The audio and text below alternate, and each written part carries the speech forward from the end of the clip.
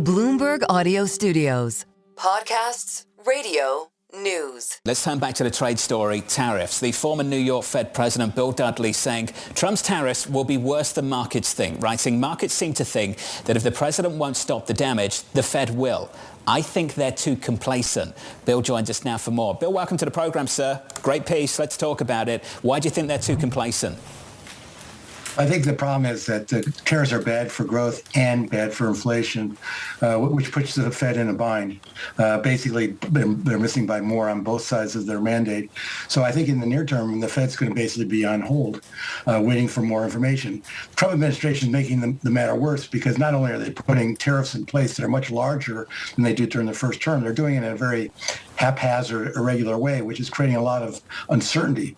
The decline in merger activity in the 4 months of this year is pretty striking. People expected merger activity to pick up with the Trump administration. It's actually gone down because nobody knows what the rules of the game are going to be in terms of relative prices for inputs, relative prices for exports.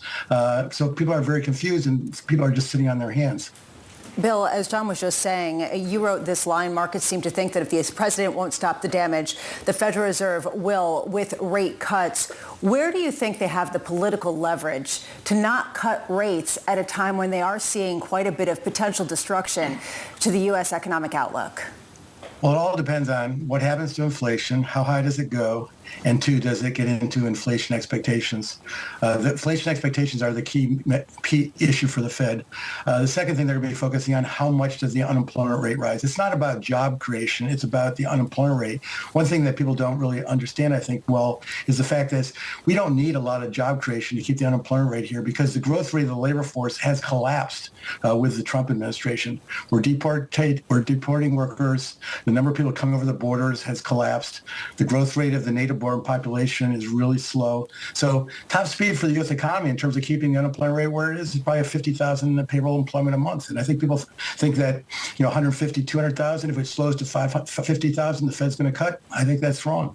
Bill, I understand the argument that the Fed put isn't exactly there, that the Fed is going to come in and cut rates in response to market turmoil. At the same time, there is an argument that some of the tariff-related inflationary forces are one-time price adjustments that will eventually come down, especially with a weakening economic outlook, and that they can look through that a bit more and place a bigger emphasis on the unemployment rate and other economic indicators. Do you push back against that? Well, again, it depends on whether it gets into inflation expectations. The first Trump term, the tariff increases were relatively modest. It wasn't an inflation issue because inflation was running below the Fed's 2% objective. This time, the tariff increases are orders of magnitude larger, and it's happening at a time that inflation's been running well above the Fed's 2% objective for 4 years. So inflation expectations are the key. And one troubling indicator in that regard is what the University of Michigan household expectations survey showed last month for 5 to 10 year forward inflation expectations. It rose to 3.5%, the highest level since the 1990s. So if that is corroborated by other inflation expectations indicators, that's going to make it much more difficult for the Fed. Bill, you're talking about the upcoming economic projections we're going to get from the Fed, and you say inflation will be increased, but the path for the unemployment rate won't change much as labor force growth slows along with hiring. Are you basically saying the Fed and their projections are going to almost pinpoint stagflation? Well, I think they have to lower their growth estimates, given the uncertainty that the tariffs are causing and the fact that it makes real income for lower income households very much squeezed, and so they're not going to be able to spend very much. They have to raise inflation because the price level of a lot of these imported goods is going to go up pretty significantly. So I think that's sort of in the cards. I think what's going to surprise people is that they're not going to raise their unemployment rate trajectory very much. And I think that people maybe be surprised that they're not going to increase the number of rate cuts that they have in their forecast. Last time they had 2 rate cuts for 2025, and I think they'll keep it right there. Bill, let's just talk about those forecasts. What is the approach to putting forecasts together in a moment like this? How much of a conversation happens between individual policymakers? Actually, with regard to the summary of economic projections, everyone sort of does their own. So this is not coordinated.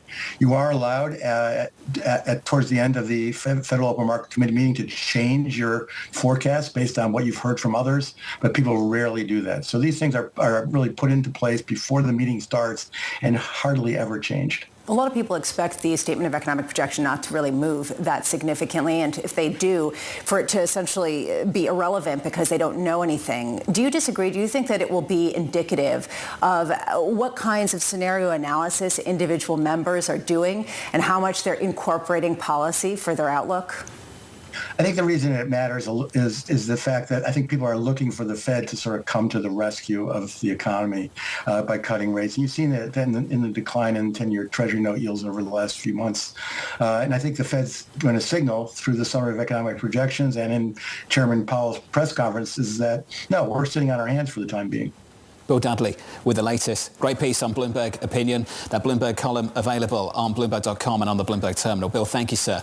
As always, the former New York Fed President, Bill Dudley there on the Federal Reserve and whether that Fed put is alive and well.